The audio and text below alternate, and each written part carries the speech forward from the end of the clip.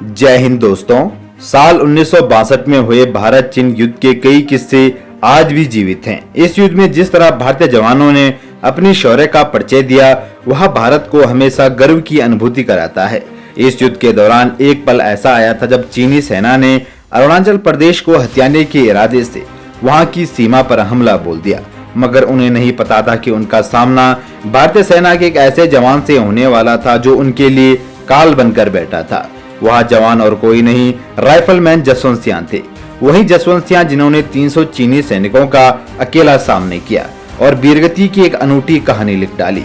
तो आइए जानते हैं कि किस तरह चीनी सैनिकों के उन्होंने छक्के छुड़ाए थे। सुबह के करीब 5 बजे चीनी सैनिकों ने अरुणाचल प्रदेश पर कब्जे के इरादे से सेला टॉप के नजदीक धावा बोल दिया। मौके पर तैनात गढ़वाल राइफल की डेल्टा कंपनी ने उनका सामना किया। जसवंत सिंह रावत इसी का हिस्सा थे। मौके की नजाकत को देखते हुए जसवंत तुरंत हरकत में आ गए और उन्होंने अपने साथियों के साथ हरकत शुरू कर दी। इस तरह 17 नवंबर 1962 को शुरू हुआ यह लड़ाई अगले 72 घंटों तक लगातार जारी रही।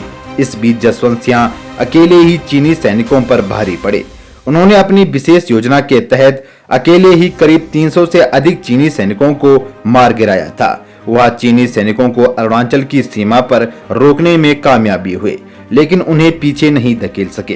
कहते हैं कि लड़ाई के बीच उन्हें पीछे हटने का आदेश दिया गया था। दरअसल उनकी टुकड़ी के पास मौजूद राशन और गोला बारूद खत्म हो चुके थे। ऐसे में दुश्मनों के सामने खड़े होने का मतलब था मौत को गले लगाना।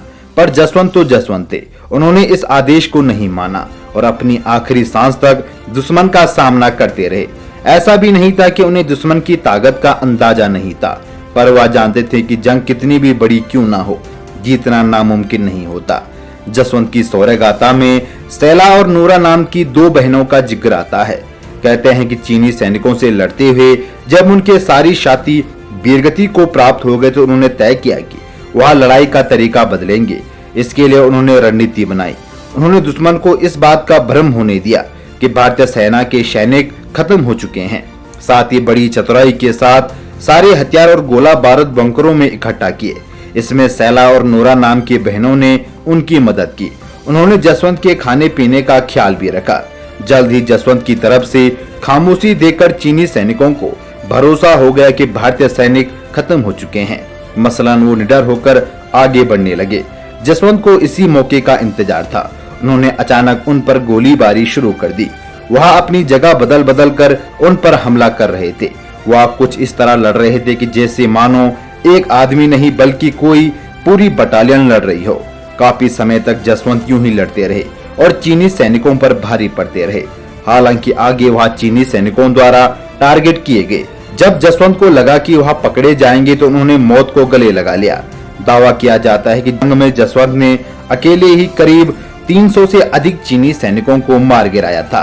दिलचस्प बात यह है कि जसवंत को शहीद हुए कई साल हो गए हैं, लेकिन अरुणाचल प्रदेश के लोग मानते हैं कि वह आज भी जिंदा है और सीमा पर तैनात है। उनकी मान्यता कितनी मजबूत है, इसको इसी से समझा जा सकता है कि लोग उनकी याद में जसवंतगढ़ का निर्माण किए हैं। अगर आप भी जसवंतगढ़ गए हैं तो नीचे कमेंट बॉक्स में जरूर बताना। तो दोस्तों, सलाम है गढ़वाल राइफल के ऐसे जाबाज योद्धा जसवंत सिंह रावत को, जिन्होंने अकेले ही 72 घंटों तक 300 चीनी सैनिकों को मौत के घाट उतारा था। तो दोस्तों, ऐसे जाबाज सैनिकों के लिए एक लाइक तो बनता है, इसलिए इस वीडियो को एक लाइक जरूर करें। और साथ ही दोस्तों, अगर आप चैनल पे नए हैं तो चैनल को जरूर सब्सक्राइब करें। आपसे फिर मुलाकात होगी किसी नई अपडेट के साथ। तब तक के लिए जय हिंद, वंदे मातरम।